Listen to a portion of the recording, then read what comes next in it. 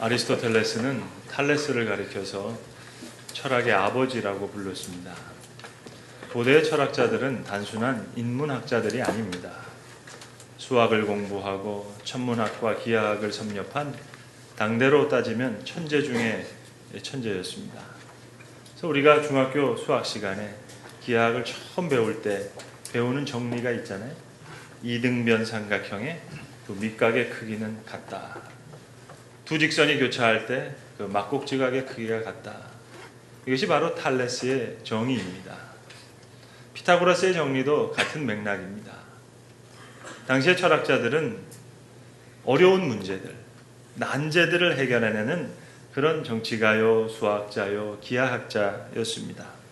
실제로 탈레스는 피라미드의 그림자를 통해서 피라미드의 높이를 구하기도 했고, 이 해안에서 저 해상에 떠있는 선박까지의 거리를 측정하는 기계를 만들기도 한 그런 사람이었습니다. 이렇게 수많은 난제를 해결해 나가는 탈레스에게 하루는 사람들이 물었습니다. 세상에서 가장 해결하기 어려운 문제가 뭐라고 생각하십니까? 탈레스는 이렇게 이야기했습니다. 세상에서 가장 어려운 문제는 자기 자신을 아는 것입니다. 자기 자신을 아는 것. 그것이 가장 어려운 일입니다.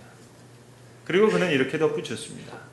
가장 쉬운 일은 남을 충고하는 일입니다. 자기 자신을 향한 인식, 참으로 어려운 문제입니다.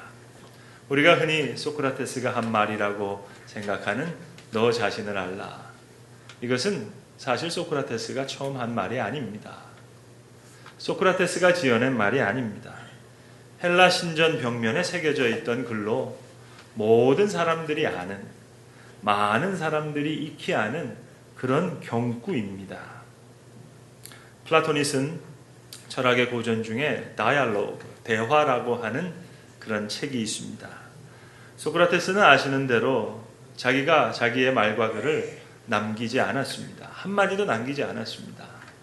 그의 제자인 플라톤이 그의 스승인 소크라테스의 생각과 대화를 다 남긴 것인데, 그래서 이 플라톤의 대화편도 보면 플라톤의 이야기는 거의가 없습니다. 거의 대부분이 다 소크라테스의 이야기입니다. 너 자신을 알라. 모든 사람이 익히 아는 이 경구를 소크라테스는 자기 인식의 중요성을 많은 사람에게 깨우치기 위해서 그의 다이알로그, 대화의 방법으로 사용하고 적용했습니다. 정의롭다고 생각하는 사람에게 정의가 무엇인지를 묻습니다. 실제로 이 대화편에 보면 소크라테스는 계속 묻습니다. 묻고 또 묻습니다. 경건하다고 생각하는 사람에게 경건이 무엇인지 묻습니다. 정의롭지 못한 정치가가 정의가 무엇인지 그에게 캐묻는다면, 지혜롭지 못한 선생에게 지혜가 무엇인지 끊임없이 묻는다면, 경건하지 못한 사람에게 경건이 무엇인지 계속해서 묻는다면 그들은 실제로 정의롭지도 지혜롭지도 그리고 경건하지도 못하다는 것을 알게 될 거라는 이야기입니다. 너 자신을 알라. 바로 그런 맥락에서 있어지는 이야기입니다. 현대에는 참 많은 것을 알고 있습니다. 인터넷 검색창에 단어 하나만 쳐도 지식이 쏟아지는 거 아니겠습니까? 초등학교 다니는 제 아들 녀석도 스마트폰만 손에 쥐어주면 얼마나 똑똑한지 모릅니다. 아버지보다 훨씬 아들 녀석이 똑똑합니다. 현대인들은 많은 것을 알고 있습니다. 우주에 대해서도 많이 알고 있습니다. 세상에 대해서도 많이 알고 있습니다. 아니, 점점 더 많이 알게 될 것입니다. 그러나 자기 자신을 모르고 있습니다. 자신에 대해서는 죄송하지만 점점 더 무식해져 가고 있습니다. 우리는 어느 정도 자기 인식의 틀을 가지고 있습니다. 감정적으로도 나를 알고, 육체적으로도 나를 알고, 또 사회적인 인식도 가지고 있습니다. 먼저 감정적으로 압니다. 나는 어떠어떠하다 느낍니다. 그러나 그 느낌이 다 온전한 것은 아닙니다. 또한 육체적으로도 합니다. 내 건강이 이렇다. 내 나이가 이렇다. 내 외모가 이 정도다. 육체적으로 이해합니다. 그러나 그 역시 온전한 것이 못 됩니다. 좀 더 높은 차원에서 남이 나를 보는 그런 관점, 사회적인 인식을 갖고 있습니다. 다른 사람이 인정해주는 내가 있습니다. 남들이 예쁘다고 하면 내가 예쁜 줄 알고, 당신 참 능력 있다고 하면 정말로 내가 필요한 존재라고 생각하기도 합니다. 이런 다른 사람으로부터 인정받는 자기, 물론 그 속에 자기를 발견하기도 합니다. 하지만 이것 역시 온전한 인식은 되지 못합니다. 그래서 예컨대 퇴직을 하고 이제 우울증에 빠집니다. 그리고 스스로 목숨을 끊는 경우도 있습니다. 애석하지요. 남들이 가지고 있는 사회적인 인식이 자기의 모든 거라고 생각했기 때문입니다.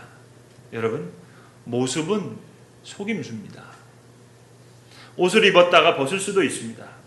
그러나 옷을 입었건 벗었건 내 몸은 그대로 있습니다. 자동차를 탔다가 내릴 수도 있습니다. 그러나 나라는 존재는 그대로 있습니다. 열심히 공부해서 좋은 대학에 들어가면 높은 지식을 얻을 줄로 생각합니다만 시간이 지나면 그 지식도 다 잊혀집니다. 그저 누렇게 바랜 졸업장밖에 남는 게 없습니다. 사회적인 지위도 그 자리에서 물러나면 그만입니다. 어느 순간 뒷사람에게 내 자리를 내놓아야 됩니다. 모습은 속임수예요. 중요한 것은 영적 존재로서의 나의 모습입니다. 남이 어떻게 평가하든 중요하지 않습니다. 종말론적인 존재의 가치, 이것이 중요합니다. 이것이 건전해야 됩니다. 영적 존재에 대한 자기 인식이 모든 것에 우선합니다. 근본입니다. 궁극입니다. 모든 사람이 다 나를 떠나도, 다 인정하지 않더라도 내 존재는 그대로 남아 있어야 됩니다. 이것이 흔들리면 안 됩니다. 오늘 로마서 6장은 그리스도인을 가리켜서 그리스도와 연합한 자라고 가르치고 있습니다. 그리스도와 함께 죽었고 그리스도와 함께 다시 산다는 겁니다. 신비로운 말씀이 아닐 수가 없습니다. 우리의 영적 존재는 우리 앞에 있는 이 십자가에 다 계시되어 있습니다. 예배드린다고 하는 것 다른 것 아닙니다. 십자가를 바라봅니다. 십자가의 의미를 묵상합니다. 이 십자가를 바라볼 때 우리는 두 가지 경험을 하게 됩니다. 하나는 내가 죽어집니다. 나라고 하는 옛사람, 내 욕망, 내 고집, 내 혈기 다 사라집니다. 내가 그리스도와 함께 십자가에 못 박혔느니라. 갈라디아서 2장 20절에서 바울이 얘기했습니다. 또한 동시에 그리스도 안에 있는 새로운 생명이 내게 다가옵니다. 이것을 체험함으로 그리스도인입니다. 십자가의 능력과 생명력이 내게 다가옵니다. 내 영혼이 거듭납니다. 확 바뀌는 겁니다.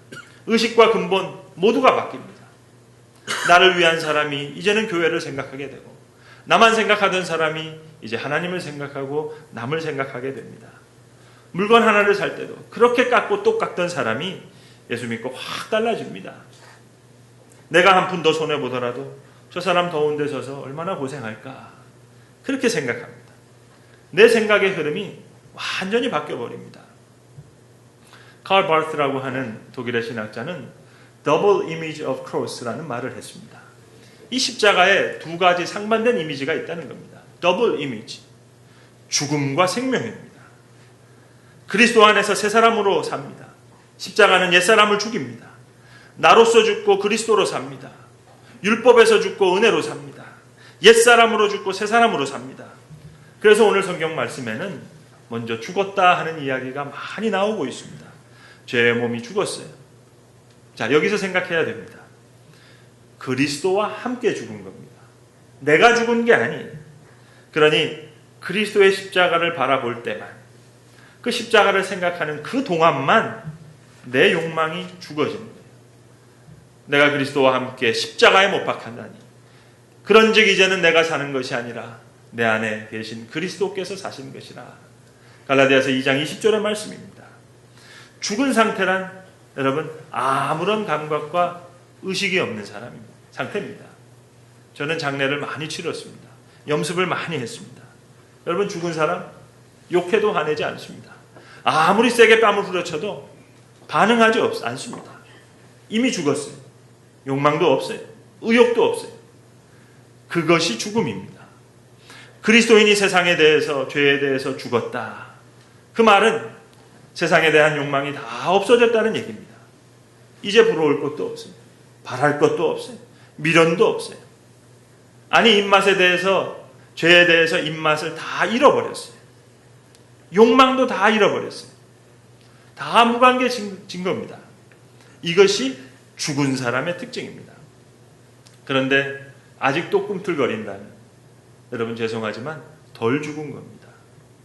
내가 죽은 것이 아니라 그리스도와 함께 죽은 것이기 때문에 십자가를 바라볼 때에만 내가 죽을 수 있습니다. 죄송하지만 목사도 십자가를 바라볼 때는 죽지만 사람을 바라볼 때는 꿈틀거립니다.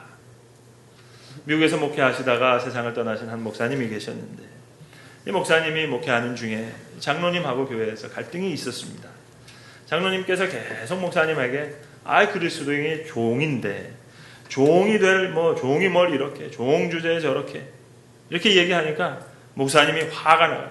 내가 하나님의 종이지 당신 종이요? 그러면서 넥타이 한번 풀르고 한바탕 했습니다. 그리고 교회를 떠나시게 됐습니다. 십자가를 바라볼 때만 여러분 죽을 수 있습니다. 여러분, 십자가가 나를 죽이는 것을 우리는 얼마나 체험하면서 삽니까? 여기에 문제가 있습니다. 저는 오늘 설교할 자격이 없다고 생각하는 것이 교회 개척하고 나면서부터 없던 게 하나 생겼어요. 예전에 흰머리가 별로 없었는데 흰머리가 많이 생겼습니다. 여러분, 이것도 다 덜 죽어서 그런 겁니다. 여러분, 걱정 근심이 있으세요? 죽은 사람이 뭘 걱정이 많습니까? 죽은 사람에게 무슨 근심이 있겠습니까? 그저 한 계단만 내려서 보면 아무 문제가 아닌데 아직도 덜 죽어서 꿈틀꿈틀거립니다. 조먹으라도 참고 분하더라도 희생하고 그리스도의 죽으심을 본받아 그리스도와 연합하는 거예요. 그리스도가 가시는 길을 내가 갑니다. 함께 갑니다. 내 마음이 가고 내 생활이 갑니다. 내 행동이 갑니다. 이것은 자발적인 죽음입니다. 죽어서 죽는 게 아니라 스스로 죽는 거예요. 심판받아서 죽는 게 아니라 죽어져서 죽는 게 아니라 저주받아서 죽는 게 아니라 나 스스로 자발적으로 죽는 겁니다. 여러분, 구원은 극기도 아니에요. 구원은 망각도 아닙니다. 고행하는 것도 아니에요. 절제하는 것도 아니에요. 그리스도와 함께 죽음으로 내가 구원을 이룹니다. 종교개혁자인 마틴 루터는 데일리 베프티즘이라는 말을 사용했습니다. 매일 세례받아야 된다고. 침례교에서는 세례받을 때 물속에 푹 담갔다가 꺼내는 거 아닙니까? 의미적으로는 죽었다 살았다는 얘기입니다. 데일리 베프티즘. 매일 세례받아야 된다는 얘기는 매일 죽어야 된다는 얘기죠. 제가 공부했던 풀러 신학교에서 선교학을 가르쳐줬던 라프 윈터라고 하는 선교신학자는 참 기발한 이야기를 많이 했습니다. 그는 세례에 대해서도 이런 이야기를 했습니다. 선교지에 가서 세례를 베풀 때 또 물로 할 것이 아니라 사람 죽은 다음에 들어가는 관을 하나 짜놓고 거기다가 관 속에다 사람 한 번씩 집어넣었다 꺼내야 될 것 같다고 했습니다. 예수의 이름으로 세례를 주노라 일어나라 하면 벌떡 일어나고 옛사람은 관 속에서 죽었다. 그런 이야기겠죠. 그런데 가만 보면 할 수 없이 죽어지는 때가 있어요. 어떤 때는 눈치가 빨라서 자기 주장하다가는 손해볼 것 같으니까 죽은 척하는 교인들도 많습니다. 죽어 지내는 척해요. 부부싸움이 왜 납니까, 여러분? 다 죽은 척하다가 싸우는 거예요. 내가 얼마 동안 죽어 지냈는데 죽어 지내기는요, 죽어 지낼 척한 거지. 그리스도 안에서 죽음이라는 것은 완전히 자발적인 것입니다. 스스로 죽는 것입니다. 자, 이 죽음이 이제 오늘 성경에 보시면 부활을 보증합니다. 그의 죽으심을 본받아 연합한 자가 되었으면 또한 그의 부활을 본받아 연합한 자가 되리라. 5절의 말씀입니다. 혼자 죽는 죽음은 부활이 없어요. 그러나 그리스도와 함께 죽었기 때문에 함께 삽니다. 은혜로 인해 죽었기 때문에 은혜로 삽니다. 할 수 없이 죽으면 못 삽니다. 그러나 그리스도와 함께 자발적으로 죽음을 선택하면 이제 신비로운 생명을 체험하게 될 겁니다. 빼앗기면 상이 없습니다. 줄 때 상이 있습니다. 죽으면 살 것입니다. 그래서 십자가는 죽음만을 의미하지 않아요. 십자가는 새로운 생명을 이야기합니다. 제가 신방할 때 교인들에게 드리는 선물 하나가 있습니다. 흙으로 빚어 만든 도자기 십자가입니다. 그래서 손에 쥐면 한 속에 쏙 들어오는 그런 십자가인데 병원에 신방할 때 손에 쥐어드립니다. 때로는 임종하는 환자분들에게 그 십자가를 쥐어드리면 그분이 그 십자가를 꼭 잡으시면서 기도하는 모습을 볼 때가 있습니다. 어려운 문제 앞에 기도할 때 십자가를 손에 잡고 기도하면 모든 걱정 근심이 물러나게 되는 겁니다. 제가 손에 늘 붙잡고 기도하는 도자기 십자가가 하나 있었는데 그 십자가에 손때가 까맣게 묻은 것을 보고 저를 가까이 아는 한 지인 한 분이 저에게 십자가를 하나 선물로 주셨습니다. 검지에 이렇게 딱 반지처럼 끼면 가죽으로 이렇게 돼 있어서 손에 딱 들어올 수 있는 그런 십자가인데 닳지도 않고 아주 부드러운 그런 재질로 되어 있어서 잠든 동안에도 놓아도 멀리 가질 않습니다. 소중한 선물이라고 생각합니다. 어떤 어려운 문제가 있어도 십자가를 손에 들고 잠자리에 들면 평안해집니다. 기도하다가 잠들 때도 그리고 새벽에 깰 때도 평안해집니다. 그리스도와 함께 다시 살 줄을 믿노니 다시 죽지 아니할 것을 안미로다. 사실 이 십자가에는 좀 깊은 사연이 있습니다. 이 십자가를 저한테 선물하신 분은 심리학과 교수님이십니다. 연세가 지긋하신 정신의학을 많이 공부하고 심리학을 공부하신 분이기 때문에 제가 목회 생활 중에 전문적인 그런 도움을 많이 받았습니다. 여러분 통계적으로 교인 중에 4%가 정신질환을 가지고 있습니다. 그래서 더러 목회 중에 그런 분들에게 어려움을 당할 때가 있습니다. 밤중마다 전화와서 죽이겠다고 협박을 하기도 하고 이런저런 이야기가 많습니다. 그럴 때 제가 전문가의 도움을 받습니다. 이 상태를 놓고 케이스를 놓고 이게 어떻게 일어난 일인지를 그렇게 해서 많이 상담을 해주시고 카운셀링을 하시는 그런 도움을 많이 받는 교수님이셨는데 한번 그 교수님께서 제 십자가를 보시더니 목사님 이거 제가 사용하는 십자가입니다 하면서 선물해 주신 그 십자가였습니다. 여러분 카운셀링으로 될 일이 아닙니다. 상담으로 될 일이 아니에요. 오직 십자가로 될 일입니다. 예수와 함께 죽었다 할 때 이제 부활의 능력은 분명히 그가 주시는 겁니다. 이제 그가 나를 살리실 거예요. 그런 거로 그리스도와 함께 십자가를 쳐다보면서 내가 죽어지는 것을 체험한 사람, 그만이 곧 이어서 그리스도와 함께 살아나는 부활의 생명력을 체험하게 될 겁니다. 환하게 미래가 열립니다. 사랑하는 마음이 내 마음에 가득 차집니다. 분명 십자가는 2000년 전 이야기예요. 우리의 부활도 예수님 재림하실 때 이루어질 일입니다. 그러나 오늘 성경은 누누이 강조하고 있는 것이 실존적인 얘기입니다. 현재 그리스도와 함께 죽으면 그리스도와 함께 지금 다시 살게 된다는 신비로운 말씀입니다. 죽음과 부활을 은혜 안에 함께 체험하게 됩니다. 그의 죽으심과 같은 모양으로 연합한 자가 되었으면 또한 그의 부활과 같은 모양으로 연합한 자가 되리라. 여러분 죄송합니다만 교회 나오신다고 다 그리스도인이 아닙니다. 여기 앉아 계신다고 다 그리스도인이 아닙니다. 십자가를 통해 생명력과 능력을 체험한 사람, 그 사람이 비로소 그리스도의 사람입니다. 오늘 본문을 자세히 읽어보려면 안다는 말이 6절과 9절에 나옵니다. 8절에는 믿는다는 말이 나옵니다. 11절에는 여긴다는 말이 나옵니다. 그리스도와 함께 다시 살 것을 내가 알고 그리고 믿고 여기며 살아갑니다. 오늘 본문 11절의 말씀, 그리스도와 함께 죽고 이제는 하나님에 대하여는 산자로 여길지리라. 얼마나 귀한 말씀입니까? 내 스스로 이제 여겨야 합니다. 알고 믿고 이제 여기는 겁니다. 내가 인정하고 그 안에서 살아가야 하는 말씀입니다. 사랑받을 만해서 사랑받는 것이 아닙니다. 사랑받고 있기 때문에 사랑받을 만한 것입니다. 현재의 실제적인 나를 그리스도 안에서 이해하는 겁니다. 여기는 겁니다. 종말론적인 나의 미래를 주님의 약속 가운데서 평가받는 거예요. 여기는 겁니다. 성령에 이끌려 살고 그리스도의 주장 안에 살고 그리스도를 중심으로 해서 살게 됩니다. 여기는 겁니다. 고로 나는 이제 소중한 존재가 됩니다. 이와 같이 너희 자신을 죄에 대해서는 죽은 자요 예수 그리스도 안에서 하나님에 대하여는 산 자로 여길지니라. 우리가 얻은 거 다 물려받은 겁니다. 곰곰이 생각해 보세요. 다 주어진 바예요. 여겨진 바예요. 세상에 태어날 때 내가 부모를 선택했습니까? 낳아주어서 낳지요. 내 선택과 노력이 뭐가 있었습니까? 다 주어진 일들, 너무나도 놀라운 하나님의 은혜였어요. 십자가의 은혜, 그것도 주어진 거예요. 얻어진 거예요. 받은 거예요. 물려받은 거예요. 의롭다 여겨주셨어요. 여겨지는 바가 있습니다. 여겨지는 바에 의해서 삽니다. 자, 이제 이 은혜라는 사실을 사실화하면서 살아가는 거예요. 리얼리티를 리얼라이즈 하는 데서부터 시작합니다.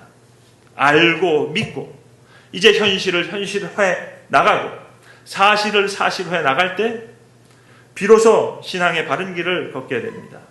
이렇게 여기는 겁니다. 그리스도와 함께 살았다. 알고 믿고 이제 그런 자로 산 자로 하나님께 대하여 산 자로 스스로를 여기는 겁니다. 저는 개척을 준비하면서 이 예배당을 꾸밀 때 오직 한 생각을 했습니다. 설교자의 설교가 없어도 찬양대의 찬양이 없어도 이곳에 모여서 기도하는 사람들이 어떻게 하나님의 임재를 느낄 수 있을까? 십자가를 생각하고 그렇게 디자인하고 싶었습니다. 물론 이 앞에 두 창문이 있는데 스테인드 글라스를 할까도 생각해 봤어요. 그래도 십자가를 의미를 약하게 할 것 같아요. 잊어버렸습니다. 돌에다가 성경 말씀을 새겨볼까도 생각했어요. 다 포기했습니다. 십자가만을 생각하고 십자가만을 느낄 수 있는 공간을 꾸미고 싶었어요. 그리스도인은 십자가로 죽고 십자가로 삽니다. 그리스도와 함께 죽고 그리스도와 함께 살아갑니다. 그것이 그리스도인입니다. 십자가로 여겨주시는 바 그 존재의식을 나의 정체의식으로 삼는 겁니다. 여겨주시는 대로 이제 여기며 삽니다. 여러분 우리 어린 자녀들 다 예쁘지 않습니까? 실수를 해도 예쁘고 화를 내도 예쁩니다. 넘어지는 것을 봐도 예쁘고 노래에다 실수를 해도 예쁘고 사랑의 눈으로 보니까 사랑의 마음으로 보니까 다 예쁜 겁니다. 자는 것도 예쁘고 깨는 것도 예쁘고 먹는 것도 예쁘고 하나님께서 우리를 의롭다 여기신다. 때때로 실수하고 괴로워하지만 귀하게 봐주시고 귀하게 쓰시고 또 소중하게 이렇게 하나님에 대하여 산 사람으로 여겨주십니다. 이제 이 사랑을 알고 믿고 여길지어다. 여기며 살아가는 거예요. 하나님에 대하여 살아있는 자로 여기는 겁니다. 이 마음이 바로 그리스도인의 마음이요. 이 마음으로 오늘 살아가는 겁니다. 여러분 이제 나는 소망적인 존재입니다. 높은 존재의 의미가 있습니다. 말씀 그대로 하나님께서 세상을 이처럼 사랑하사 독생자를 주셨습니다. 나를 위해서 십자가를 지셨습니다. 산 자로 여길지어다. 이렇게 소중히 여길 때 죄를 이기게 되는 거예요. 세상을 이깁니다. 나는 소중한 존재니까 함부로 내굴리지 마세요. 함부로 내굴릴 수 있는 그런 생명이 아닙니다. 십자가로 죽고 십자가로 삽니다. 그리스도와 함께 죽고 그리스도와 함께 삽니다. 이것이 그리스도와 연합한 자의 모습인 줄로 압니다. 기도하겠습니다. 은혜로우신 아버지 하나님, 십자가로 죽고 십자가로 다시 살게 하여 주시옵소서. 그리스도의 죽으심을 본받아 그와 같은 모양으로 그리스도와 연합한 자가 되게도 하시고 또한 그리스도 예수 안에서 하나님께 대하여 살아있는 자로 살아가게 하여 주시옵소서. 십자가 속에서 그리스도와 연합한 자로의 분명한 의식을 가지고 오늘을 힘차게 살게 하여 주시옵소서. 예수 그리스도의 이름으로 기도드립니다. 아멘.